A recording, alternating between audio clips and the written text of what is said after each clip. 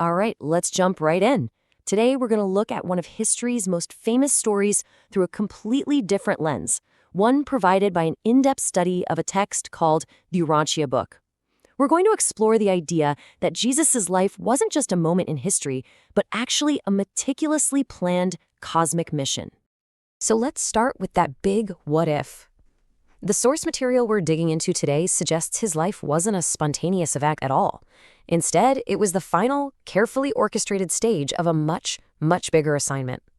The book actually calls this his seventh and final bestowal. Now, to really get our heads around this perspective, we kind of have to reframe the entire purpose of his life on Earth, or Urantia, which is the name the text gives our planet. The core idea really shifts from being about a sacrifice to being about a pre-planned mission. So, on one side, you have the very common theological view of a divine sacrifice for sin. But this text, it presents a totally different concept, a final planned bestowal mission.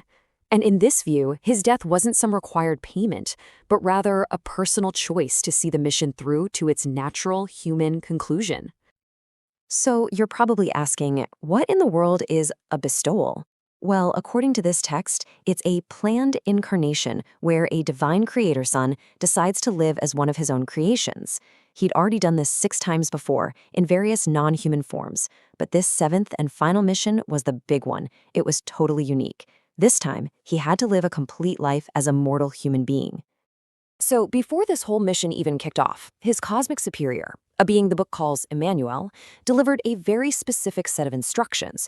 You can almost think of it like a final mission briefing, laying out the absolute rules of engagement for his time on Earth. And this briefing had 3 core rules. First up, he had to live a full and complete human life, from birth all the way to death. Second, his actions had to be in perfect alignment with the will of the Paradise Father. And third, and listen, this is a really crucial point in the text, he always retained the sovereign right to end the mission at any time he wanted. And that third rule is what makes this next point so powerful. It really puts the spotlight on free will.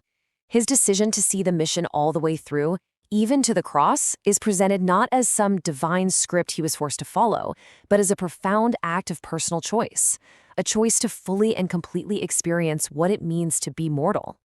But that wasn't the whole story. The primary mission of living a human life wasn't the only objective. There was also this other, critical secondary task, one that had implications that stretched way, way beyond just this planet and out into the cosmos itself. He was also tasked with putting a final, official end to the Lucifer rebellion, a cosmic conflict that, according to this source, had thrown our entire local system of planets into a state of confusion and spiritual isolation for a very, very long time. But here's where it gets really interesting.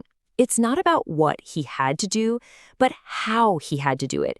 He was explicitly told not to use his divine power as a creator son to just crush the rebellion. No, he had to overcome it purely as a mortal man, relying on nothing more than his human faith. And this quote from Immanuel's briefing just nails it perfectly. The whole point was to prove, to demonstrate, that even what the book calls the lowest type of intelligent creature could triumph over cosmic evil, just through faith alone. It was about providing a universal model that could inspire everyone, everywhere. Okay, so we've got the cosmic backdrop, the rebellion, but let's zoom back in and bring it down to Earth. What was this mission supposed to mean for the people of this world? What was the intended impact on humanity? Well, a huge goal, according to the text, was to free humanity from what it calls fear-based religion. A system built on sacrifice, trying to appease an angry God, and rigid dogma. The mission was meant to show a whole new way, a direct, personal, and love-based relationship with God. And the game plan for this liberation was pretty comprehensive. It was about inspiring our spiritual nature, lighting up our intellects, and at the same time, healing our souls and freeing our minds from all those ancient fears that were passed down through older religious systems. The source explains that once the mission was successfully completed, a spirit of truth was poured out on everyone. And this made an inner spiritual guide, what the book calls a thought adjuster, directly and universally available to every single person. It opened up a permanent personal channel straight to God. So here's the crucial point. The impact of this one life, lived on this one tiny planet, was designed to go so much further than just our world. It was actually meant to serve as a blueprint for an entire local universe. And to give you a sense of the scale we're talking about, just look at this number, 10 million.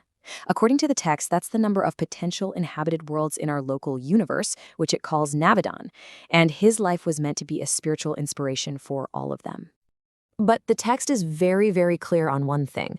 His life wasn't meant to be some literal example to be copied, step for step.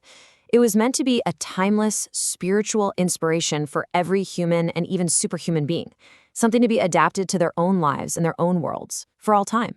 So when you pull it all together, this perspective completely reframes a single human life as an event of vast, unbelievable, universal significance. And it leaves us with one final thought to chew on. If one life could really serve as a blueprint for an entire universe, what does that say about the potential hidden inside our own?